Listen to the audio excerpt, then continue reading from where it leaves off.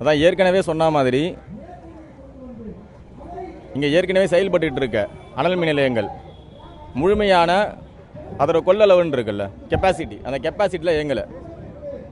ஏற்கனவே இருக்கிற அனல் மின் நிலையங்களே 100% கெப்பாசிட்டியில் இயங்காத போது புதுசாகவும் இருக்கிற அனல் மின் நிலையத்தை விரிவாக்கம் பண்ணுறதுக்கும் ஒரு தேவை ஏற்படலை.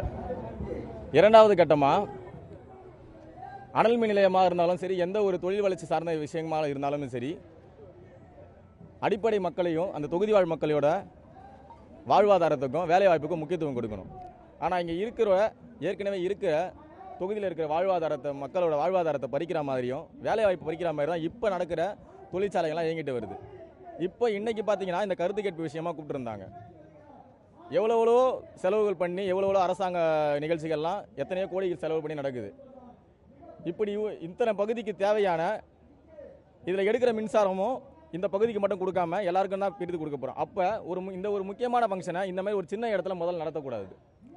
இன்றைக்கி இந்த கருத்து கேட்பு கூட்டத்துக்கு வந்த 50க்கும் மேற்பட்ட தாவேக்கா தொண்டர்கள் வெளியே நிற்க வச்சுருக்கீங்க. கேட்டால் உள்ள இடம் இல்லைன்னு சொல்கிறீங்க. எவ்வளவோ கோடிக்கணக்கில் செலவு பண்ணி எவ்வளோ அரசியல் நிகழ்ச்சி நடத்துறீங்க. தமிழ்நாடுக்கு ஃபுல்லாக மின்சாரம் எடுக்க போகிறீங்க. அதுக்கு இந்த இடம் தான் கிடச்சிதா?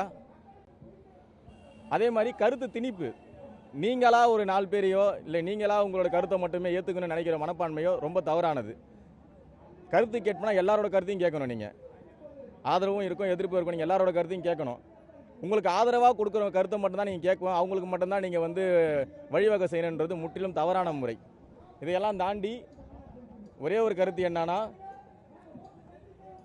எண்ணூர் பகுதி மட்டும் இல்லை, வடசென்னையில் முழுவதுமாக எங்கே இது போல நச்சு தொழிற்சாலை இருந்தாலும் அதை தமிழக வெற்றிக் கழகம் வன்மையாக கண்டிக்கிறது. ஏன் அப்படின்னா, ஏற்கனவே போதுமான அளவு நச்சு தொழிற்சாலைகளும் போதுமான அளவு தொழில் வளர்ச்சியும் போதுமான அளவு அனல் மின் நிலையங்களும் கட்டப்பட்டாச்சு. தொடர்ந்து வடசென்னையை வஞ்சிக்க வேண்டாம். வடசென்னையில் காற்று மாசுபாடு, ஒலி மாசுபாடு எல்லாமே தேவையான அளவை விட அதிகமாக இருக்கிறது. தொடர்ந்து எல்லா திட்டங்களும் வடசென்னையிலே திணிப்பதை தமிழக வெற்றிக் கழகத்தின் சார்பாக நாங்கள் வன்மையாக கண்டிக்கிறோம்.